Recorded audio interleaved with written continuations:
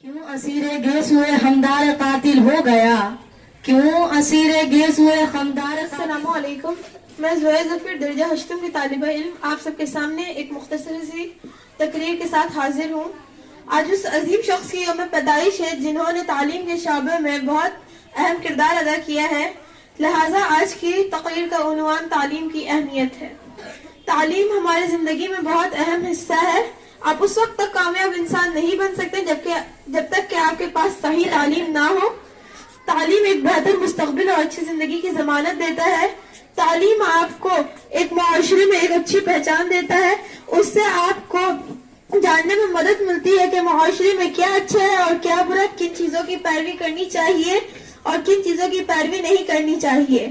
اگر آپ نے اپنی تعلیم مکمل کر لی ہو تو آپ ایک کامیاب انسان بن سکتے ہیں، اور اگر آپ تعلیم یافتہ ہو تو آپ جو چاہیں وہ بن سکتے ہیں، بلکہ تعلیم آپ کے مستقبل کو بنانے میں ایک اہم کردار ادا کرتا ہے۔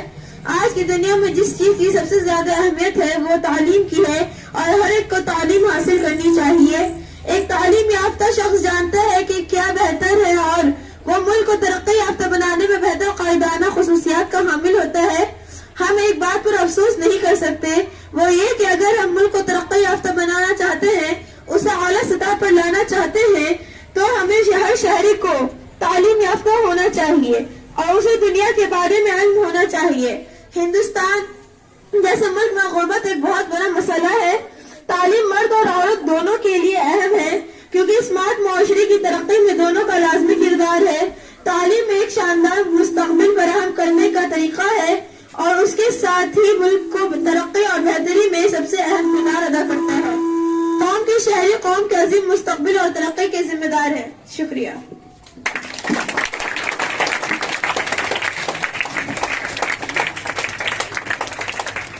Thank you, Zoya Zafir. Being a great leader, Abul Kalam Azad was also a shair. With some shairis, I would like to call Ammar Ahmed from class 8.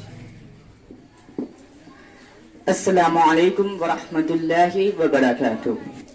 میں عمار احمد درجہ ہشتم کا طالب علم آپ لوگوں کے سامنے مولانا ابوالآزاد کی لکھی ہوئی چند اشعار پیش کرنا چاہتا ہوں۔ سماعت فرمائیں۔ خزاں کیا ہے فصل گل کہتے ہیں کس کو؟ خزاں کیا ہے فصل گل کہتے ہیں کس کو؟ کوئی موسم ہو وہی ہم ہیں، کوئی موسم ہو وہی ہم ہیں، قفس ہے اور ماتم بالوں پر کا ہے۔ آستانے یار پر ہر وقت سجدہ کیجئے، آستانے یار پر ہر وقت سجدہ کیجئے، ہے یہی بس دین عشق، ایمان عشق، اسلام عشق۔ ہم آپ کی محفل میں نہ آنے کو نہ آتے، ہم آپ کی محفل میں نہ آنے کو نہ آتے، کچھ اور ہی سمجھا تھا ہوا اور ہی کچھ ہے۔ شکریہ۔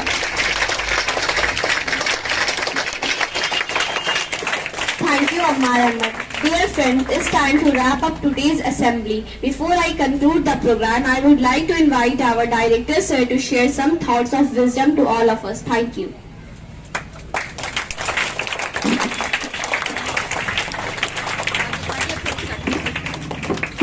The youngest person to serve as the President of India National Congress. Azad was homeschooled and self-taught. Following fluency in Arabic as a first language, Azad began to master several other languages, including English, Persian, Bengali, and Hindustani. He was also trained in the mazhabis of Hanafi, Maliki, Shafi'i, and Hanbali fiqh, Shariat, mathematics, philosophy, world history, and science by the tutors hired by his family. Maulana Azad was running a library, a reading room, and a debating society before he was 12. Was wanted to write on the life of Al-Ghazali at an age of 12. Was contributing the learned articles to Makhzan, called a literary magazine, at 14. Was teaching a class of students, most of whom were twice his age, when he was 15, and completed the traditional course of study when he was 16. 9 years ahead of his contemporaries, and brought out a magazine at the same age. Azad compiled many treatises interpreting the Quran, the Hadith, and the principles of fiqh and kalam. Azad wrote many books including India Wins Freedom, Tazkira, Gubare Khatir, Tarjuman al-Quran, etc. Thank you. و پیارے ساتھیوں، میں فوزان احمد درجہ ہفتم کا طالب علم آپ لوگوں کے سامنے مولانا ابوالکلام آزاد کی ایک غزل کے ساتھ حاضر ہوں۔ کیوں اسیر گیس ہوئے ہمدار قاتل ہو گیا، کیوں اسیر گیس ہوئے ہمدار قاتل ہو گیا، ہائے کیا بیٹھے بٹھائے تجھ کو عادل ہو گیا۔ کوئی نالا کوئی گریا کوئی بسمل ہو گیا، کوئی نالا کوئی گریا کوئی بسمل ہو گیا، اس کے اٹھتے ہی دیگر گورنگ محفل ہو گیا۔ انتظار اس گل کا اس درجہ کیا گلزار میں، انتظار اس گل کا اس درجہ کیا گلزار میں، اس کے اٹھتے ہی دیگر گورنگ محفل ہو گیا۔ اس نے تلواریں لگائیں ایسے کچھ انداز سے، اس نے تلواریں لگائیں ایسے کچھ انداز سے، دل کا ہر ارماں فدائے دست قاتل ہو گیا۔ قیس مجنوں کا تصور بڑھ گیا جب نجد میں، قیس مجنوں کا تصور بڑھ گیا جب نجد میں، ہر بگولا دشت کا لالا محمل ہو گیا۔ یہ بھی قیدی ہو گیا آخر کمند زلف کا، یہ بھی قیدی ہو گیا آخر کمند زلف کا، لے اسیروں میں تیرے آزاد شامل ہو گیا۔ شکریہ۔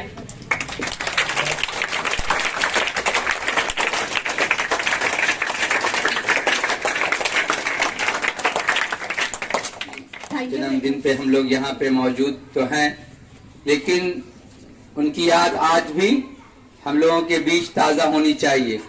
اسی کی آج ایک کڑی چھوٹی سی دکھائی گئی بچوں کو کہ مولانا آزاد کون تھے، ہم انہیں کیوں یاد کرتے ہیں۔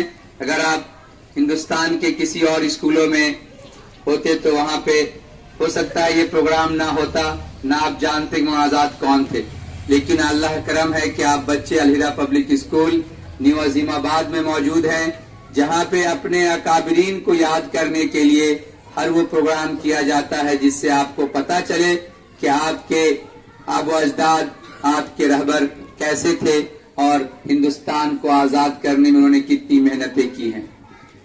ابوالکلام آزاد ایک ایسی شخصیت تھی جن کا جنم کہاں ہوا پتہ آپ لوگوں کو؟